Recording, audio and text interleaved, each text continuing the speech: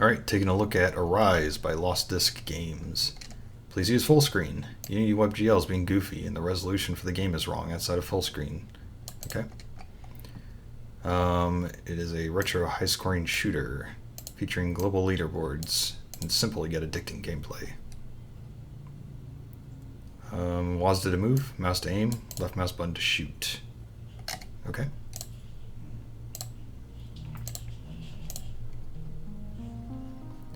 Alright, let's play. So I'm looking, I'm shooting, okay. So I can move up and down. What does this button, or this balloon do? Okay, so enemies stop and fire stuff at me. I can hold down, okay. I'm trying to protect the bubble by the looks of it. So I can hold down the mouse button to shoot, which is great. I would much prefer that over having to click every time. Makes it easier on my fingers. The enemies aren't spawning at the top of the screen, they're spawning partway down. I don't know if that's the full screen issue you were talking about. Can I shoot through my bubble? Yes, okay. Why would I want to be that far down? It takes so much longer for my bullets to hit the enemies there. So I'm going to stay up near the top. Oh, what the heck just happened there? Okay, I think you're trying to do like a infinite scrolling thing, but I think since the resolution of my screen is 1440p, which yours is probably not that when you're developing, you were trying to hide the buildings scrolling by like resetting where they were, but since I could see off the top of the screen, it probably made it look not as clean on here.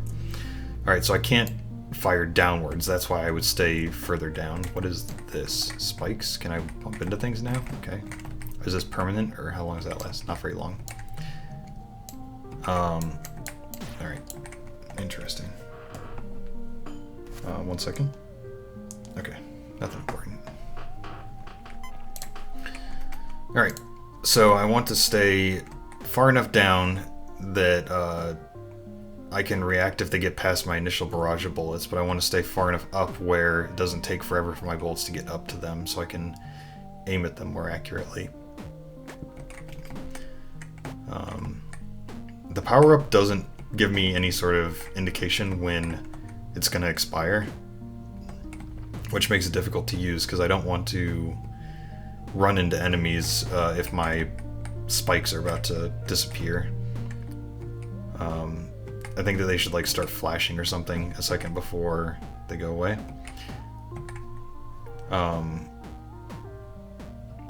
Most of these enemies have been the ones with like these guys right here, where they have like the spike, and then this guy keeps spawning, but I've been killing him too fast for him to start firing back.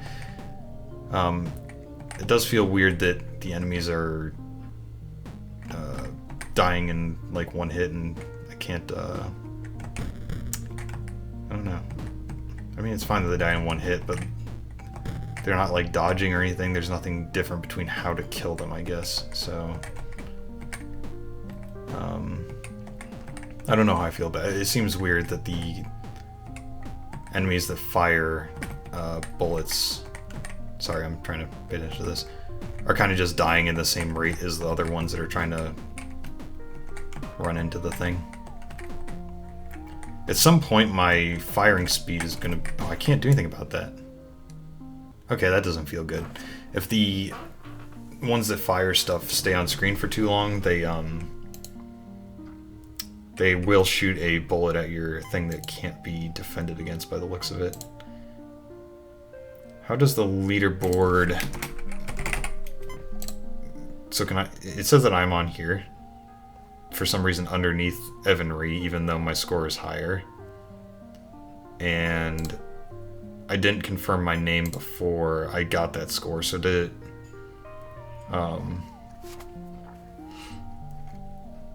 Oh, okay, so what I see here is it says 4, and then it has like a number, and that's me. And then it says 4, you. So it's like, I assume that my score will always be at the bottom here, regardless of who's in the top 5. It's kind of a weird way of showing that. Maybe have like a darker background around it or something. I don't know if I can retroactively add a name if I got the score before I confirmed it over here or not. Let's go in.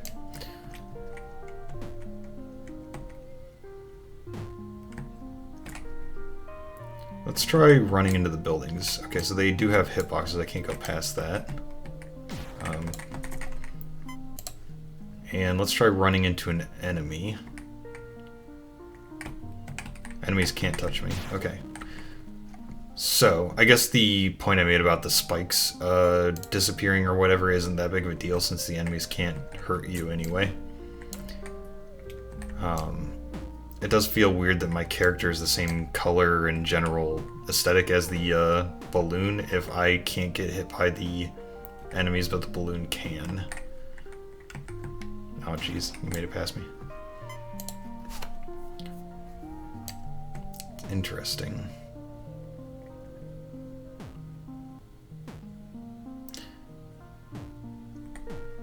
Can I go off the screen boundaries? I want to check this real quick. So yeah, I can go... I imagine I can get on the other side of the buildings if I go like below it or above it. And then go over here and then up. Probably shouldn't allow me off the sides of the screen. Not a big deal.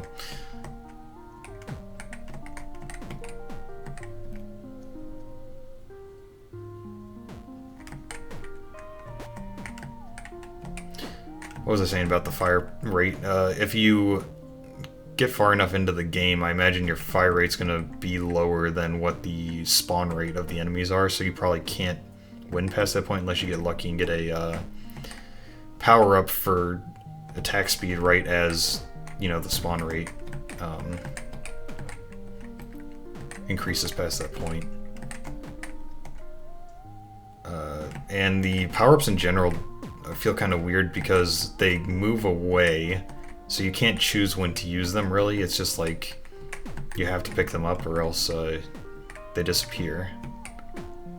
So you don't really have much control over when to use them. It'd be kind of nice if I could, you know, hold on to them and then use them when I need to. Like if like two ranged enemies appear on the screen at once and I know I can't kill both of them before they fire their balloon popping thing. It'd be nice if I could then choose to use a bomb or something. But yeah. Not a bad game. Quit button doesn't work in WebGL. So what I will usually do is I'll put like an if WebGL, you know, like a hashtag if WebGL thing, and then say like hide the button for quit if it's in WebGL, just to not have that button there in that case. Anyway, yeah, so one thing I really liked about this game was that you choose your height, and there are like benefits to being higher up and benefits to being further down, specifically since you can't fire backwards. That's a big thing.